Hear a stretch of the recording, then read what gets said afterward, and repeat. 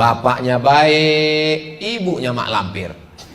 Ibunya baik, bapaknya genderuwo. Ibunya baik, bapaknya baik, anaknya tuyul. Jadi memang itu sudah usaha kita. Pak Ustadz, kami sudah sholat, kami sudah zikir, kami sudah berdoa, kenapa anak ini begini? Berarti ujian. Ada ujian diberikan Allah. Ada orang yang diuji dengan hartanya, bangkrut. Ada yang diuji dengan badannya, sakit. Ada yang diuji dengan anaknya. Ada yang diuji dengan anaknya nggak sempat dia didik, meninggal. Jadi ini semua ujian. Anak yang bagi kamu membosankan, menjijikkan, membuat emosi saja, itulah anak yang dinanti mereka selama 10 tahun sampai pergi ke Singapura untuk program bayi tabung. Anak yang selalu kamu marah itu anak setan.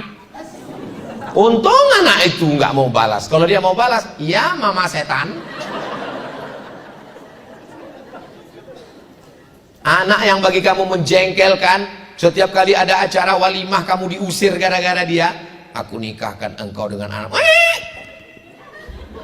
Itulah anak yang diimpi-impikan oleh mereka sampai pergi ke Malaysia, ke Penang, ke Malaka untuk program bayi tabung. Berapa program bayi tabung termurah, Bu? 100 juta Pak Ustadz. Itu pun tabung-tabung second lah Pak Ustadz. Jadi yang sudah diberikan ini jaga dengan baik, ini adalah amanah.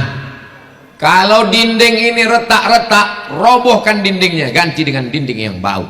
Kalau ada tiang yang miring, robohkan tiangnya, ganti dengan tiang yang baru. Tapi kalau anak kita error, nggak ada bisa merubahnya. Ma min mauludin illa yuladu 'alal fitrah. Setiap anak itu dilahirkan dalam keadaan fitrah. Apa mana fitrah? Kata Abu Hurairah, fitratul Islam. Anak itu sudah Islam. Jadi anak saya dalam kandungan itu sudah Islam, udah Islam. Kapan dia bersyahadat? Sebelum masuk ke rahim ibu. Wa idz akhadha rabbuka min bani adama min zuhurihim dzurriyyatahum wa ashhadahum ala anfusihim alastu bi rabbikum. Ruh saya, ruh ibu, ruh bapak, semuanya kumpul, ditanya Allah, alastu bi rabbikum, bukankah aku Rabb Tuhan kamu? Kita semua waktu itu menjawab, bala syahidna, kami bersaksi engkaulah Tuhan kami. Lalu ruh itu pun ditiupkan ke dalam rahim ibu. Jadi kalau ada orang mengatakan, mari kita tanamkan Islam ke hati anak-anak kita, kamu bukan beli tanah kosong guys. Anakmu itu sudah Islam. Makanya bunyi hadisnya, fa abawahu yuhawidani, kedua orang tuanya membuat anak itu jadi Yahudi, au yunassirani, kedua orang tuanya membuat anak itu jadi Nasrani, au yumajjisani, kedua orang tuanya membuat anak itu jadi Majusi. Enggak ada hadisnya kedua orang tuanya membuat anak itu menjadi Islam. Enggak ada. Karena anak itu sudah Islam. Kita hanya disuruh jaga. Ini bunga yang bagus-bagus ini dijaga, pagi-pagi diperhatikan, disemprot. Banyak ibu-ibu, bapak yang merawat bunga, bunganya udah mandi, dia belum. Semprot, diperhatikan, oh ini ada kutunya, kutu bunga, dia khawatir, kepalanya berkutu.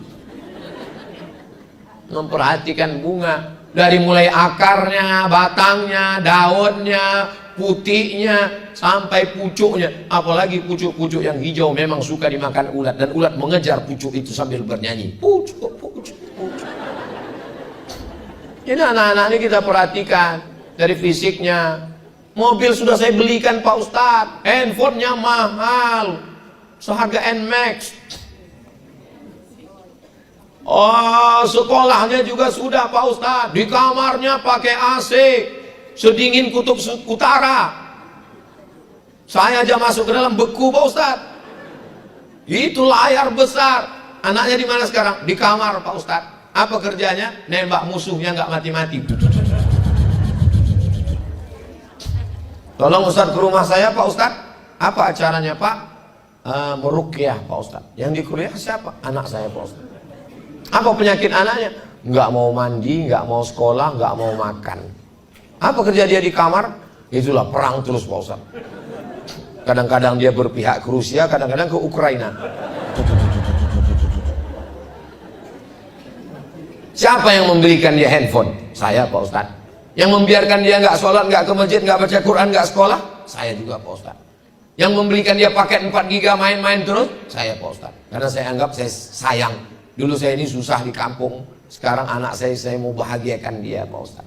Sekarang dia kecanduan game online, itu yang salah siapa? Ustaz. Saya kata dia salah. Kenapa Ustaz nggak pernah ceramah ke rumah kami? Kamu waras. Jadi yang merusak anak-anak itu adalah orang tua.